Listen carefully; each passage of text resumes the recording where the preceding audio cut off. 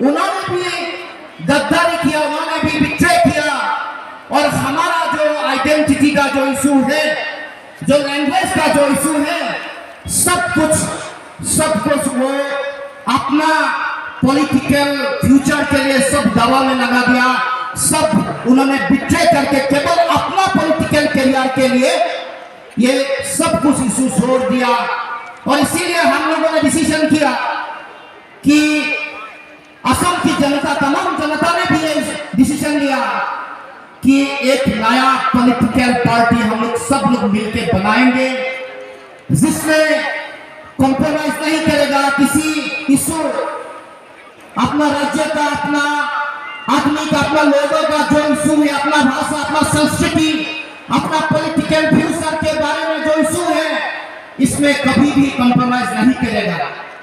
और इसीलिए हम आज यहाँ इस मंच में आके खड़ा है, क्योंकि मैंने भी देखा है कैसे टिप्रासा का जो लोगों है उन्होंने कैसे फाइट करके आ रहा है, बुगाबे में कैसे संग्राम करके, कैसे फाइट करके आ रहा है अपना फ्यूचर के लिए, अपना भाषा, अपना संस्कृति, थानसा, सब जितना भी लोगों है उसका देश थानसा के लिए कैसे फाइट करके आ रहा है, ये मैंने देखा, खुद देखा। इसीलिए आज इस मंच में आके मेरा एक ही संदेश है, एक ही मैसेज है आप लोगों को। ये जो संघर्ष आप लोगों ने शुरू किया है, ये जो संग्राम आप लोगों ने आरंभ किया है, आप लोग अकेले नहीं है। बहुत खुशी है कि त्रिपुरा का निवासी, त्रिपुरा का तमाम जनता, आप लोग अकेले नहीं है, हम भी है, असम का लोग भी है, हम लोग सब एक लोग मिलके सब लोग थानसा बनाएंगे और सब लोग मिलके फाइट करेंगे और अपना अधिकार छीन के लाएंगे। ये वादा है, ये मैसेज लेके, ये संदेश लेके मैं आसाम से आया हूं।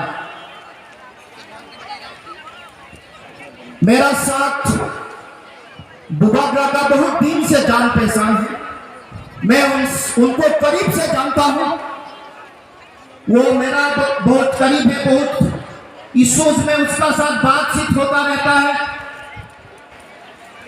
जब उन्होंने कांग्रेस पार्टी से रिजाइन कर दिया, जब उन्होंने अपना राज्य के लोगों के लिए, उनका भविष्य पीढ़ी के लिए, जब उन्होंने सुप्रीम कोर्ट में एनआरसी का बारे में, एनआरसी के लिए केस ठोका, तब भी उनको मैंने सुप्रीम कोर्ट का मंच में वहां मिला था।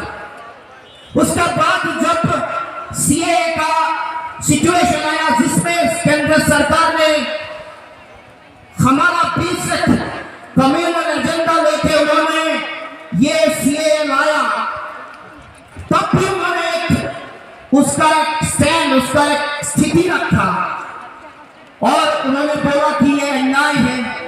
हम लोगों ने भी बोला कि उत्तर पूर्व के लिए ये इनजस्टिस है, अन्याय है। इस जो